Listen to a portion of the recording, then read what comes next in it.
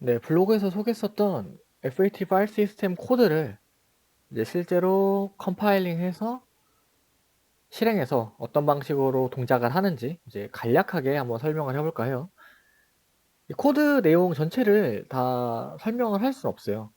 어떤 동작의 그 내부적인 방식이라든가 이런 걸 다 설명하기에는 코드 라인이나 어떤 그 내용이 너무 많아서 제가 여기에다가 시간을 할애할 수가 없어요. 저도 좀 일이 있다 보니까. 그래서 그냥 간략하게만 이제 그냥 코드를 그 프로그램을 실행을 시켜보면서 내부적으로 이렇게 돌아갈 것이다 라는 그런 것만 간단하게 한번 설명을 해보고 려고 해요, 이번 영상에서. 그래서 지금 코드 제가 라인 한번 출력을 해봤는데 영상 지금 보시면 아시겠지만 코드 라인이 벌써 3607라인입니다. 이거를 다 설명드릴 수는 없고요. 그래서 그냥 간단하게 실행 결과만 좀 보도록 할게요. 그냥 make 명령을 입력하면 쫙 빌드가 되고요. 아웃풋 실행을 하면 이제 그 프롬프트가 되면서 실질적인 그 쉘이 실행이 되게 됩니다. 이거는 이제 메인에 있는 쉘 런이 실행이 된 결과겠죠. 기본적으로 아직 그 파일 시스템이 마운트가 되어 있지 않기 때문에 커멘트를 사용을 할 수가 없습니다. 그죠? 마운트 됐을 때 사용 가능한 커멘트들이 있는데 그런 것들은 사용이 불가능해요. 그래서 처음에는 이제 포맷 명령을 입력을 해서 어떤 파일 시스템을 루트 디렉터리에 마운트를 할 건지, 그죠?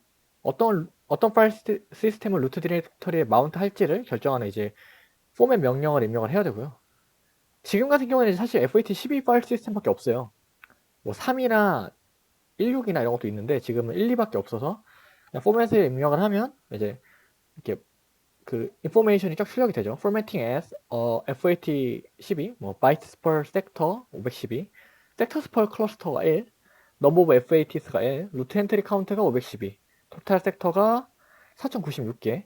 간단하게 읽어보면 FAT 파일 시스템 FAT12가 이제 포매팅 됐다는 거고, 섹터당 할당되는 바이트가 512바이트, 그리고 이제 클러스터는 그 섹터의 모음이라고 했죠.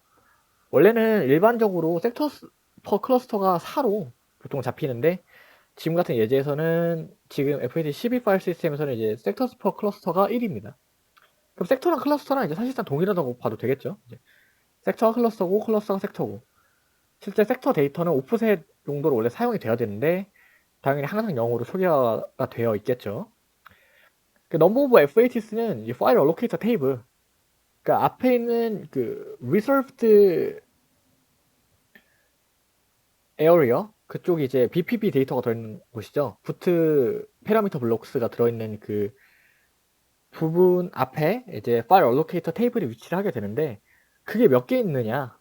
그러니까 당연히 하나만 있어도 되는데 일반적으로 FAT 파일 시스템 같은 경우에는 이 파일 얼로케이터 테이블 정보를 유실을 하게 되면 원본 데이터를 찾을 수가 없습니다. 왜냐하면 그 어떤 복구할 수 있는 그런 데이터 그런 정보들이 없기 때문에 복구가 불가능해서 일반적으로는 FAT 파일 시스템을 두 개를 만듭니다. 그래야 이제 그러니까 평소에는 첫 번째만 쓰다가 이제 그 뭐 FAT 파일 시스템에 뭔가 문제가 생겼다는 걸 발견하게 되면 이제 카피본인 FAT 두 번째 FAT 정보를 불러와가지고 복구하는 과정을 이제 진행을 하게 되는 거겠죠.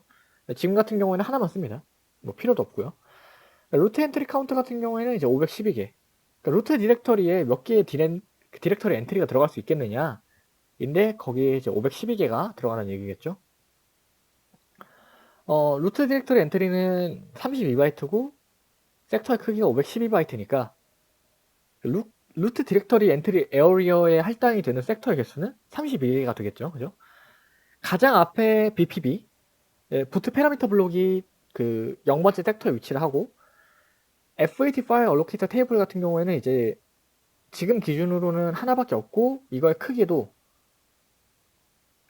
섹터 하나밖에 안 돼요. 그러니까 앞에 두 개의 섹터가 FAT 파일 시스템을 위한 그 걸로 할당이 되고 그 다음부터 32개가 루트 디렉터리 엔트리 에어리어가 되겠죠. 그럼 이제 34번째부터가 실질적인 이제 데이터 섹터가 되게 됩니다. 네, 이런 식으로 이해를 하시면 될 것 같아요. 이제 포맷을 했으니까 마운트를 해야겠죠. 마운트를 하면 이제 어떤 그 마운트한 파일 시스템에 대한 정보가 이렇게 쭉 나오게 됩니다. 위에랑 별 차이가 없죠. 똑같아요. 네, 똑같은 내용입니다. 똑같은 내용이고, 이제부터는 파일 시스템이 마운트 되어 있기 때문에 여기에서 이제 각종 명령어를 사용을 해서 이제 데이터를 집어넣을 수가 있어요. 가장 먼저 루트 디렉터리에서 ls를 찍어보면 아무것도 안 나옵니다. 그죠? 뭐 만든 게 없으니까 당연하고요. df 명령어를 입력을 해서 한번 지금 현재 사용 중인 섹터 정보를 확인해 볼게요. 유스 섹터가 59개, 그죠? 프리 섹터는 위쪽에서 확인했던 것처럼 토탈 섹터가 4096개니까 그래서 59개 뺀 거만큼의 개수를 가지고 있네요. 그죠?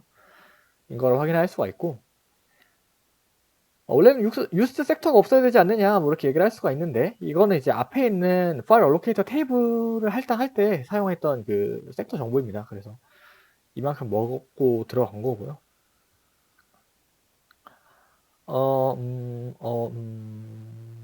자, 이제 그러면 간단하게 make 디렉터리 명령을 입력을 해서 디렉터리를 하나 생성을 해볼게요. 그리고 ls 입력을 하면 이제 소스 디렉터리가 생성이 됐고, 디렉터리 플래그스가 1로 되어 있죠. 파일 사이즈는 당연히 0입니다. 섹터 정보를 보면 유스 섹터가 늘어났죠. 이게 왜 그러냐면 make 디렉터리 명령을 입력을 해서 이제 디렉터리를 만들게 되면 루트 디렉터리로부터 그 빈 클러스터를 하나 받아오게 돼요. 그게 이제 소스 디렉터리를 위한 그 클러스터가 하나가 할당이 되게 되고요. 실제 소스 디렉터리로 들어가서 ls 명령을 찍어보면 .dat 디렉터리랑 to.dat 디렉터리가 생성이 된 걸 볼 수 있죠. 얘 어디서 생성이 됐겠어요? 당연히 그 소스 디렉터리가 루트 디렉터리 엔트리의 first 클러스터로부터 받아온 그 섹터로부터 데이터를 생성을 한 거겠죠. 그냥 벌써 여기부터 내용을 들어봐도 당연히 하나의 섹터, 하나의 클러스터를 생성을 해야 된다라는 그런 사실을 좀 알 수가 있고요. 그래서 이제 실제 클러스를 하나, 그 섹터를 하나 할당을 받게 된 겁니다. 지금 이제 섹터랑 클러스를 제가 용어를 혼용을 해서 쓰는데 지금은 상관이 없죠, 사실. 왜냐면 이제 섹터가 클러스터고 클러스터가 섹터니까. 그래서 여기에 대한 그 용어에 대한 그 구분을 따로 두지 않고 일단 설명을 할게요. 그래서 디렉터리가 생성이 된 걸 볼 수 있고요. 이제 이후에 이제 이 소스 디렉터리 내부에 어떤 디렉터리 엔트리를 생성을 하게 되면 이 소스 디렉터리의 first 클러스터를 그 스팬에서 늘려가지고 쭉 그 늘어나는 방식으로 할당을 하게 됩니다. 그래서 하나의 프리 클러스터를 하나 할당 받는 과정이 굉장히 중요하고요. 네, 터치하고 이제 뭐 made.c라는 파일 한번 생성을 해볼게요. 섹터는 늘어나지 않습니다. 그죠? 섹터는 늘어나지 않는데 이 main.c라는 파일이 얘도 디렉터리 엔트리죠. 어떻게 보면 그 to.dat 엔트리와 마찬가지로 얘도 디렉터리 엔트리가 되고요. 그럼 0번째는 얘, 2번째는 얘, 3번째는 얘 이렇게 이렇게 디렉터리 엔트리를 할당을 받게 됩니다. 지금은 이제 순서가 좀 꼬였는데 이거는 제가 그 디렉터리 엔트리 그 노드를 그 삽입하는 과정이 좀 잘못해서 그런 거고, 실제로는 순서대로 보면 닷 엔트리가 가장 먼저 생성이 되고 그 다음 투닷, 그 다음 메인이 생성이 된 거예요. 클러스터는 늘어나지 않아요. 왜냐하면 그냥 비어있는 디렉터리 엔트리는 이미 유스 섹터 그 루트 디렉터리 엔트리로부터 할당받은 퍼스트 클러스터에 들어가 있는 그 디렉터리 엔트리이기 때문에 어떤 파일을 위한 그 새로운 섹터나 클러스터는 필요하지 않고요. 그냥 빈 디렉터리 엔트리니까, 그죠?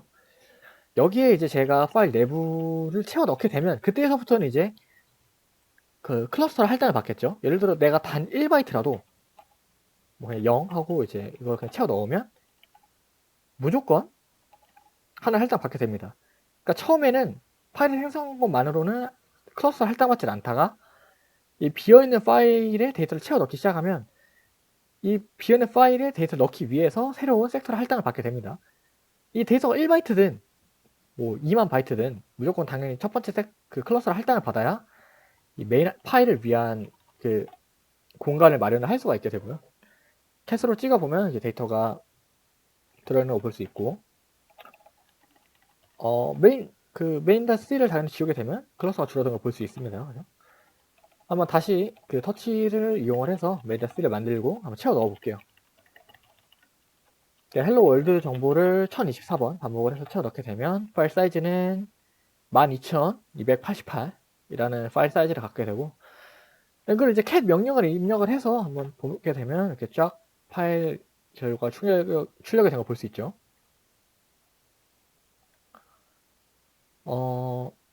실제로는 캣이 이런 식으로 실행이 안 되죠. 지금 같은 경우는 제가 한 번에 리드하는 그 버퍼 사이즈만큼 그 읽어드린 버퍼의 크기를 수령을 한 결과를 따로 옆에 같이 보여주고 있는 거고요. 버퍼 사이즈가 8192라서 캣을 했을 때 일단 파일 사이즈랑 관계없이 무지성으로 8192까지 일단 요청을 해요. 부족하면 당연히 안 채워지겠지만 만약에 넘치게 된다면 일단 8192개까지 읽어드리게 되고요. 그죠? 쭉 읽었고 그 다음에 위에 보시면 여기서 다시 또 시작이 되는데 4096개, 8192를 요청을 한 건데 파일 크기가 4196밖에 없어서 이 나머지 데이터가 이제 출력이 된 결과를 볼 수 있습니다. 그죠? 보면 이제 헬로 하고 W5까지 하고 잘리고 그 다음부터 그 RLD 그러니까 나머지가 출력이 된 걸 볼 수가 있어요. 당연히 유스 섹터도 늘어났습니다. 파일 사이즈가 어마무시하기 때문에 512개 섹터가 로 이제 이만큼 파일 사이즈를 그 캐피시턴시가 안 되니까 당연히 늘린 거고요. 그래서 보면 이제 유스 섹터가 처음에는 60이었는데 그죠? 파일에 데이터를 채워 넣었더니 이제 84개로 늘어난 거 볼 수 있습니다. RM 메인으로 지우게 되면 당연히 파일은 사라지고 유스 섹터도 원래대로 돌아가겠죠. 소스도 마찬가지로 하나의 섹터를 먹고 있다고 했으니까 RM 디렉터리 명령어로 파일을 지우게 되면 당연히 유스 섹터가 줄어드는 걸 볼 수가 있습니다. 전체적인 동작은 이런 식으로 이루어지고요. 그 내부적인 동작은 제가 블로그에 올렸던 내용을 좀 참고를 하셔서 확인을 하시는 게 좋습니다. 지금 여기 있는 내용을 다 설명을 드릴 수가 없어서 간단한 동작 방식만 좀 보여드리고 여기서 마치는 걸로 하겠습니다. 감사합니다.